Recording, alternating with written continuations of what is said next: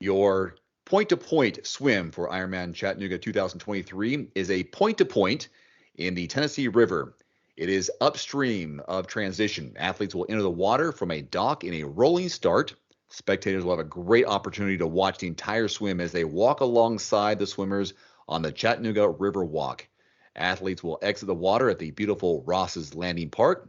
You can expect a fast swim split here, as all but the final stretch between the Red Turn Buoy and Ross's Landing Park is with the current water temperature in the mid-70s on race day, most likely, and which will make this a wetsuit race decision on the day. So be prepared for wearing one or not wearing one. Coach Wendy Mader, this is something that you're very familiar with. Take it away on how to navigate and prepare for this swim. I did Ironman Chattanooga in 2018, and the swim was canceled because they had a lot of rain that year, so there was a high bacteria count.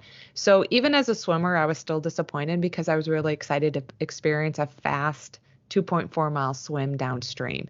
I've done the half in Chattanooga quite a few times, so I was familiar with, the way the current was going into a current and going out of a current.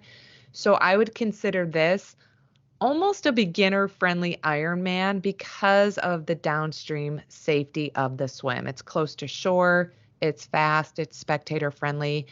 You either walk to the start or you take a bus, and then you finish where your transition is. So definitely something there's not much to it because it's a downstream swim. And if you are an inexperienced swimmer, your training I think your training in the water can be a little bit lighter because you are going to rely on the being able to make the cutoff due to the nature of the downstream swim. And chances are higher that it's probably going to be non-wetsuit legal, but like you said, they're going to make that decision race day because it could vary depending on the rainfall and the weather conditions. And so even though I wasn't able to experience that swim the year I did it, I have gone down and spectated quite a few times, and it's really one of my favorites in the South. Now, we've talked about the 70.3 distance at the same race course and the busing that you can take or decide to walk. And it is the full 2.5-mile walk. So what's the recommendation or the pros and cons of taking the bus or making the walk race morning to the swim start? I think taking the bus is the way to go because it's more than a mile walk, and you want to make sure you give yourself plenty of time. So my anxiety would be, where's the bus going to pick me up? Where do I find the bus? What if I can't fit on the bus? Am I going to be that one athlete that there's no room for?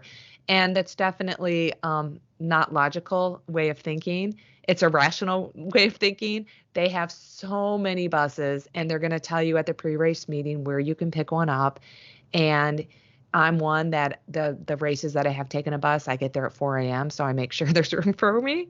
And so take the bus. I would take the bus. Some people will use the walk or the jog as their warm up before the swim. So that's also an option, and that's a pro in your favor if you decide to transport yourself there on your own. And so either way, you're going to make it to the start of the race and you're not going to miss your wave. And strategies for swimming along the current and the sighting options, because you can see the shore the entire time. You do go under a few bridges, so it's pretty straightforward. You're not going to get off course too far thanks to the buoys and the shoreline. Yeah, I mean, you still want to practice it, and you just want to be aware that there are buoys every 100 meters. There's kayakers, there's safety people out there, and you will have the shore to your left, and you'll have kayakers and buoys to your right. And so it's pretty straightforward. I mean, there is potential to still do a little zigzagging if you're not sighting. So you still want to understand how to sight. And I've included some videos to help you within the context of the program.